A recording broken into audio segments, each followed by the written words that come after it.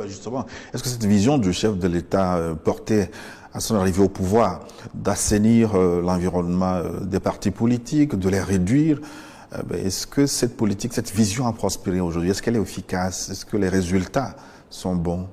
Il ne s'agissait pas pour le chef de l'État de réduire les partis politiques, non. Avant l'avènement du président Talon, toute la classe politique béninoise, toute obédience confondue, avait décidé, ou en tout cas avait réfléchi et acté la nécessité d'opérer les réformes. Mais il fallait beaucoup de courage pour faire ça. Beaucoup de courage. C'est ça qui fait qu'avant Patrice Talon, personne ne l'a vraiment fait. Le président Boni Yayi, quand il reprenait le pouvoir en 2011, donc à son deuxième mandat, si vous avez suivi son discours d'investiture, il mettait l'accent sur la nécessité d'oser faire des réformes, notamment du système partisan. Le président Adrien Oungbeji, qui est redevenu président de l'Assemblée nationale en 2015, dans son discours d'investiture comme de l'Assemblée nationale, il a réaffirmé la nécessité de réformer le système partisan béninois. Eux, ils parlaient déjà de resserrer le nombre pour faire de grands partis. Mais après, entre les intentions et les actes, il y a généralement loin de la coupe aux lèvres.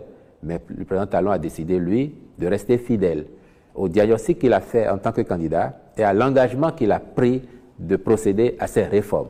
C'est pour ça que, très vite, en discutant avec les uns et les autres, il a dit, nous devons y aller. Et la réforme fait quoi? Elle ne limite pas le nombre de partis, M. Boko. Aujourd'hui, au Bénin, nous avons au moins une quinzaine de partis politiques. Demain, on peut en arriver à 100, comme on était à 289 en octobre 2019, quand la réforme arrivait. On peut avoir 500 partis politiques au Bénin demain. Mais ce que nous disons, c'est que les partis de gouvernement doivent être des partis d'envergure nationale. Vous pouvez choisir d'avoir un parti de quartier, de village et d'être un agitateur d'idées.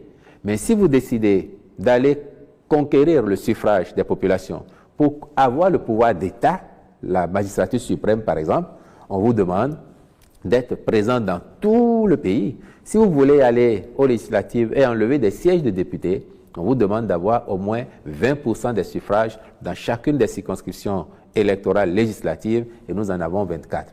Pourquoi? Il y a des partis, je vous ai dit tout à l'heure qu'au mieux nous avions des partis régionaux. Certains peuvent se concentrer sur une, deux régions, 3, 6 départements sur 12, peut-être 20 communes ou même 50 communes sur 77 et considérer que ça leur suffit. Nous, nous disons, un parti politique qui veut être un parti de gouvernement, qui doit générer des hommes d'État, il doit s'occuper de tous les Béninois. Donc, aucune commune ne doit être considérée comme quantité négligeable. Et ça fait quoi? Ça favorise l'unité nationale.